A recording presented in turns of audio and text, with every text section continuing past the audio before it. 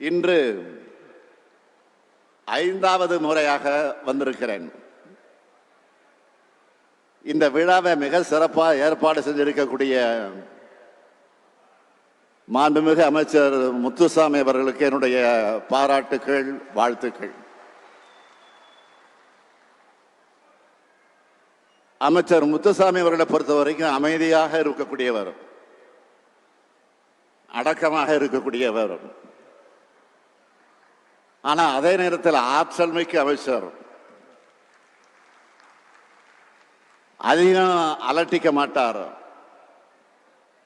ஆனா களத்தில் சுறுசுறுப்பா வேலைகளை செய்யக்கூடியவர்.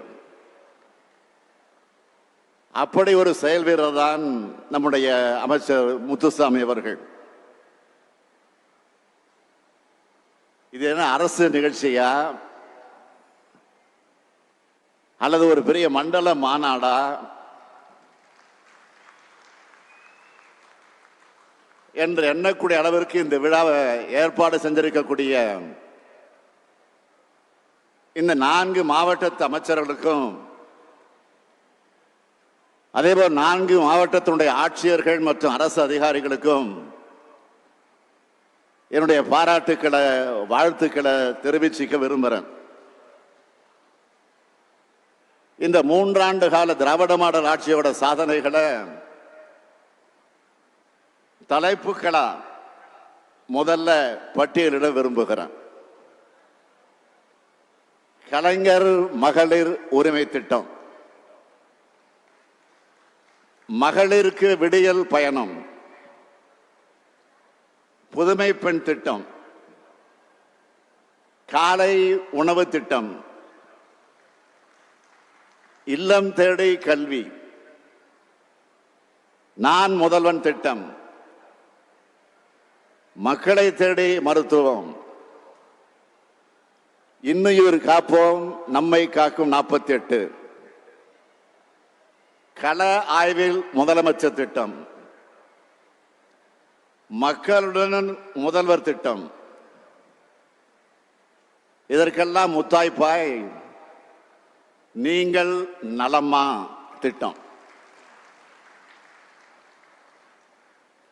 நம்மளோட திட்டங்கள் மூலமா பயனடைந்த ஒவ்வொருவரையும் செல்போன்ல அழைச்சு முதல்ல நீங்க நலமான்னு கேட்கிறேன். பின்னர் திட்டத்தோட பயன் வந்து சேர்ந்துதா அப்படின்னு கேட்கிறேன். அதுல ஏதாவது சிரமம் இருக்கான்னு கேட்கிறேன். கோட்டையிலிருந்து மட்டும் திட்டங்கள் அறிவிக்காம கடைக்கோடையில் இருக்கிற மக்கள் கிட்டையும் பேசுற முதலமைச்சராக இருக்கக்கூடியவன் நான் தான்.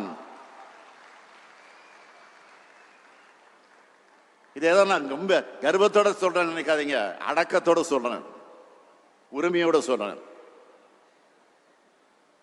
உங்க ஒவ்வொருத்தருடைய உணர்வையும் மதிக்கிறவன் தான்.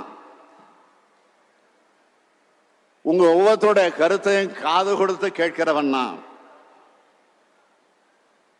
உங்க கோரிக்கைகளை, தேவைகளை நிறைவேற்றணும்னு உழைக்கிற முதலமைச்சர் தான். அதனாலதான் நீங்கள் நலமா திட்டத்தை தொடங்கி இருக்கேன்.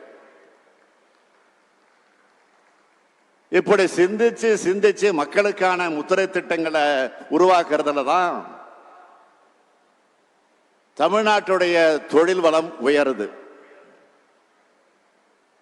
வேலை வாய்ப்பு பெருகுது, பொருளாதாரம் வளருது, ஒட்டுமொத்த தமிழ்நாடு முன்னேறுது. அதை பார்த்து சிலர் பொறாமைப்பட்டு தமிழ்நாட்டு மக்களையும் தமிழருடைய உணர்வுகளையும் கொச்சைப்படுத்துகிற வகையில் பொய்களையும் அவதூறுகளையும் பரப்ப வாட்ஸ்அப் யூனிவர்சிட்டி நடத்துறாங்க.